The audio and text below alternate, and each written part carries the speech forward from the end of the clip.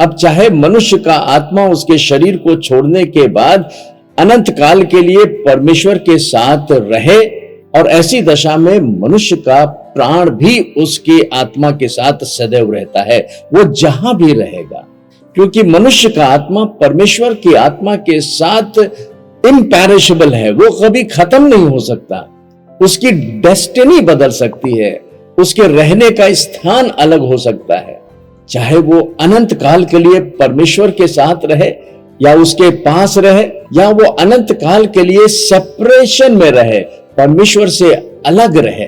और ये बहुत ही बड़ा दुर्भाग्य है उनके लिए जो परमेश्वर से अलग होकर के अपने शरीर को छोड़ते हैं। यीशु मसीह ने अपने शब्दों में कहा कि वहां दांतों का पीसना होगा, वहां पीड़ा होगी, वहां दर्द होगा, एक ऐसा अलगाव होगा जिस दशा से मनुष्य परमेश्वर से दोबारा मिल नहीं सकता। ब्रॉड सेंस में इसे ही नरक कहते हैं। तो हम लोग लाइफ के बारे में बात कर रहे थे कि जो लाइफ होती है, जो स्पिरिचुअल लाइफ होती है, वो स्पिरिट में है। जानवरों की जो लाइफ है वो उनके सोल में है, और जब जानवर अपने शरीर को छोड़ते हैं तो वो मिट्टी में खत्म हो जाते हैं।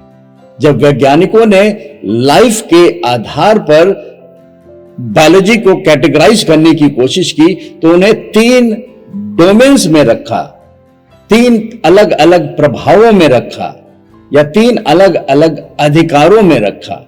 इसलिए हर एक ऑर्गेनिजम्स को जो सेल के अंदर राइबोसोम्स पाए जाते हैं उस पर के आरएनए के अनुसार क्लासिफाई किया, जिस क्लासिफिकेशन के बाद हर एक ऑर्गेनिजम्स को 3 अलग अलग डोमेन्स में डिवाइड किया गया, जिसमें पहला डोमेन है वो आर्किया है, सेकंड डोमेन जो है उसे बैक्टीरिया का डोमेन कहते हैं, और जो थर्ड डोमेन है वो यूकैरिया डोमेन है।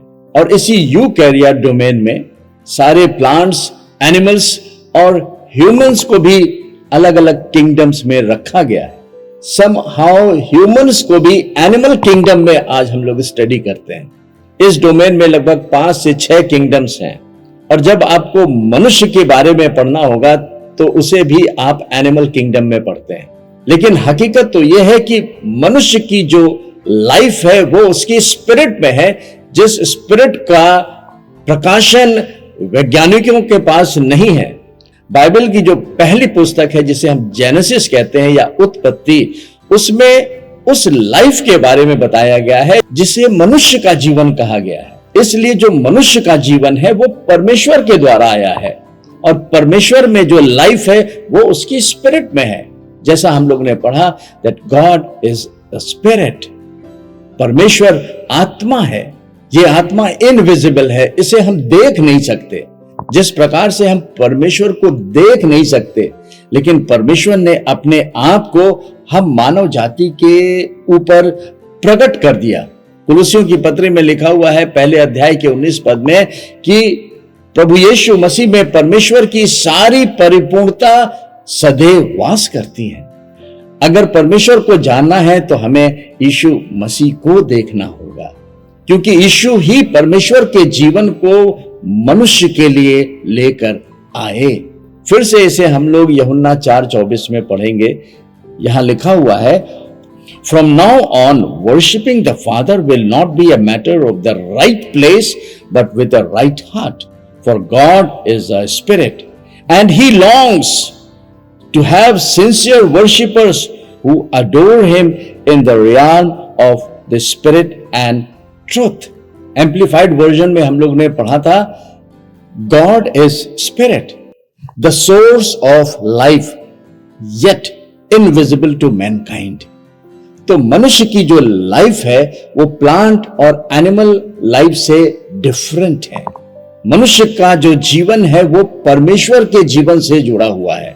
सारे जीवन का सोर्स तो परमेश्वर ही है। उसी परमेश्वर ने अपने शब्दों से सारी पृथ्वी की रचना की। उसने जब पेड़ और पौधों को बनाया तो बीज वाले पौधे निकल आए। उन्होंने जल में रहने वाले जीव जंतुओं को बोला और वो बन गए। पृथ्वी पर रेंगने वाले जंतुओं को जब परमेश्वर ने बोला अपने शब्दों से तो वो बन गए। और जब सब कुछ परमेश्वर ने इस पृथ्वी पर पूरा कर दिया तब लिखा हुआ है उसने मनुष्य को अपनी समानता और अपने स्वरूप में रचा। और इसलिए परमेश्वर ने जो मनुष्य को जीवन दिया, उसने अपना जीवन दे दिया, हिज ओन लाइफ। उसने अपने ही क्लास में मनुष्य को बना दिया। तो मनुष्य इस प्रकार से आत्मिक प्राणी है। मनुष्य का जो जीवन है वो उसकी आत्मा में है, मनुष्य के प्राण में उसका जीवन नहीं है। हाँ, वो एक आत्मिक प्राणी है। मनुष्य आत्मा है जिसके पास प्राण है। जानवर जो है वो आत्मा नहीं है कि उसके पास प्राण है, लेकिन वो केवल प्राण है, और इसीलिए वो मनुष्यों की कैटेगरीज में कभी नहीं आ सकता। मनुष्य को परमेश्वर ने सुप्रीम क्रिएशन की कैटेगरीज में बनाया है, उसने अपने क्लास में रखा है, क्योंकि उसी का जीवन मनुष्य की आत्मा में है, और लाइफ जो है वो आत्मा में है। इसलिए आत्मा या पवित्र आत्मा के बारे में जब हम अध्ययन कर रहे हैं तो वचन जो है वो हमारे आत्मा के लिए लिखा हुआ है। जब बागे अदन में परमेश्वर ने मनुष्य की रचना की तो वो आत्मा के चलाए चलता था, और यही बात संत पौलुस भी कहते हैं। जब हम प्रभु यीशु मसीह में नए बना दिए जाते हैं तो संत पौलुस ने कहा कि आत्मा के चलाए चलो। इसलिए मनुष्य को अपनी रचना के बारे में मालूम होना चाहिए कि हमारी रचना जानवरों की कैटेगरी से अलग है। और जब हम अपने आत्मा की रचना के बारे में समय काल में अध्ययन करते हैं, समय काल का मतलब हमारी शुरुआत बागे अदन में हुई।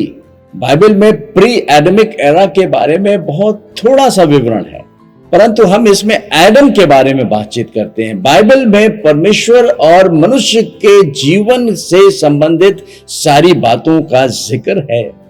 तो जब हम समय के चक्र की बात कर रहे हैं तो जो सबसे पहला समय काल मनुष्य के जीवन में शुरू हुआ वो बागे अदन में शुरू हुआ। बागे अदन में परमेश्वर ने मनुष्य की आत्मा को क्रिएट किया, यानी कि उसमें अपना लाइफ दे दिया, अपना जीवन दे दिया। और इस प्रकार जब परमेश्वर ने आदम को बनाया तो उसे परफेक्शन में बनाया और उसे टोटल फ्रीडम दे रखी थी। उसने मनुष्य को एक फ्री एजेंट के रूप में बनाया।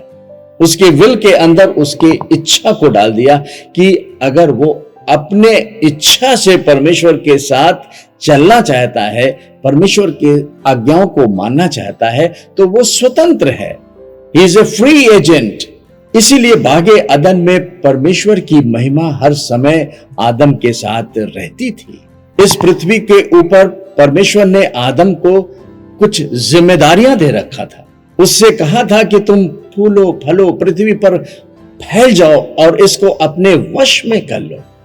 इस पृथ्वी की तुम सुरक्षा भी करना, क्योंकि परमेश्वर को मालूम था कि उस आत्मिक प्राणी को जो लूसीफर था उसके साथ बहुत से ऐसे फरिश्तों को उसने अपने हुजूरी से गिरा दिया था, और वो अब इस पृथ्वी पर परमेश्वर के द्वारा नवनिर्मित मानव को गिराने की कोशिश करेगा। इसीलिए परमेश्वर ने आदम को इस बात की भी वार्निंग दी थी, कहा था कि देखो तुम इस बागे अदन की सुरक्षा भी करना। इसका जिक्र उत्पत्ति उसके 2 अध्याय के 15 पद में पढ़ने को दिखता है। यहां लिखा हुआ है, तब यहोवा परमेश्वर ने आदम को लेकर अदन की वाटिका में रख दिया कि वह उसमें काम करे, उसकी रखवाली करे। इंग्लिश के एम्प्लीफाइड वर्जन में लिखा हुआ है, so the Lord God took the man he had made and settled him in the garden of Eden to cultivate and keep it। Hindi के वर्जन में लिखा है कि उसकी रखवाली कर। इन सारे कामों को करने के लिए परमेश्वर ने आदम को ब्लेस किया था। जब परमेश्वर ने मनुष्य को अपनी समानता, अपने स्वरूप में रचा, तो लिखा हुआ है कि परमेश्वर ने उसे आशीष दिया।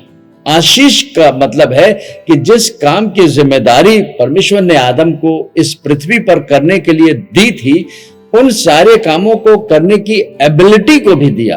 गॉड ब्लेस्ड एडम, और इसीलिए वो इन कामों को कर सकता था।